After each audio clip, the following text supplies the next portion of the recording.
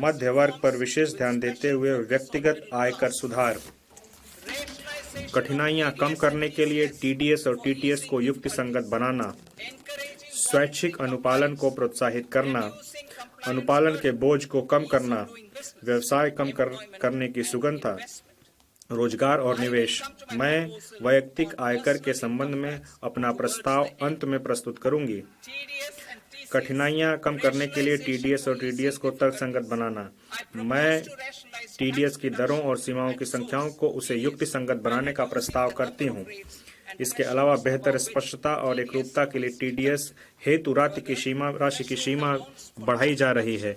वरिष्ठ नागरिकों के लिए ब्याज दर पर कटौती की सीमा 50,000 से दोगुनी बढ़ाकर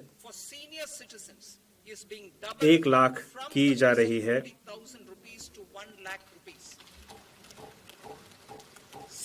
इसी प्रकार किराए पर टीडीएस के लिए वार्षिक सीमा जो कि 2.40 लाख से बढ़ाकर 6 लाख कर दी गई है। इससे टीडीएस देयता वाले लेन देनों की संख्या में भारी कमी आएगी और भुगतान पाने वाले छोटे करदाता लाभान्वित होंगे।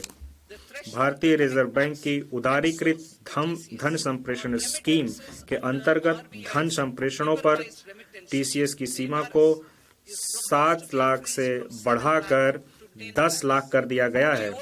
मैं शिक्षा प्रयोजनों के लिए उन धन संप्रेषणों पर टीसीएस को हटाने का प्रस्ताव भी करती हूं जहां ऐसे धन संप्रेषण निर्दिष्ट वित्तीय संस्था से लिए गए ऋण से हों। माल बिक्री से जुड़े हुए किसी भी लेन देन पर टीडीएस और टीसीएस दोनों लागू किए जा रहे हैं। अनुपालन से जुड़ी हुई कठिनाइयों से बचने के लिए मैं टीसीएस को हटाने का प्रस्ताव करती हूं। मैं यह भी प्रस्ताव करती हूं कि अब उच्च टीडीएस कटौती के प्रावधान केवल गैर पैन मामलों पर ही लागू होंगे।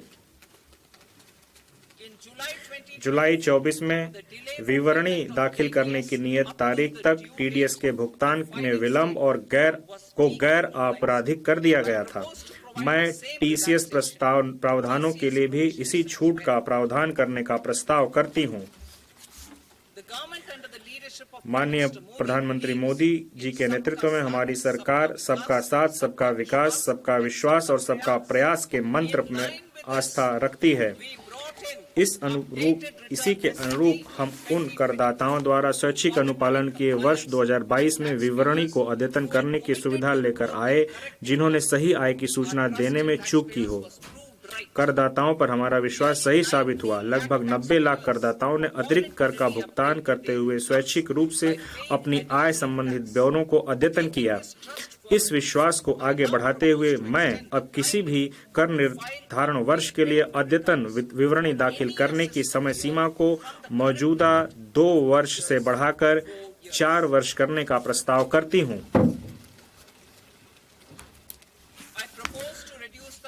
मैं छोटे धर्मार्थ न्यास संस्थानों की पंजीकरण की अवधि को बढ़ाकर 5 वर्ष से 10 वर्ष करके ऐसी संस्थाओं के अनुपालन संबंधी बोझ को कम करने का प्रस्ताव करती हूं। यह भी प्रस्ताव किया जाता है कि धर्मार्थ संस्थाओं द्वारा अपूर्ण आवेदनों को दाखिल किए जाने जैसी छोटी चूक के अत्यधिक गंभीर परिणाम न हों।